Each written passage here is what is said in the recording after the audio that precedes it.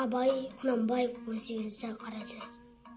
Адам баласына жыртықсыз, кірсіз, сыпайы киініп, һәм ол киімін былғап, былшыратып кимей, таза кимек дұрыс іс. Ләкин өз дәулетінен артық киінбек, не киімі артық болмаса да, көңілінен қуат тұтып, тым айналдырмақ кербездің ісі. Кербездің екі түрлі қылығы болады. Бірі бет пішінін, мұртын, мүшесін, жүрісін, қас-қабағын қолдан түзетіп, шынтағын көтеріп, қолын тарақтап, әуре болмақ.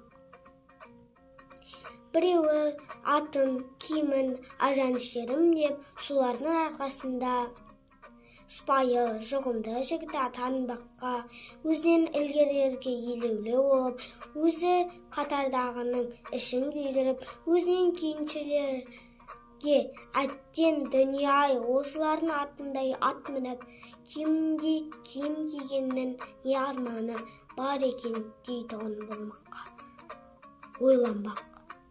Мұның бәрі масқаралық, ақымақтық. Мұны адам бір ойламасын.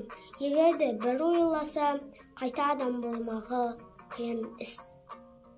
Кербез дегенді осындай керден немеден безіңдер деген сөзге ұқсатамын.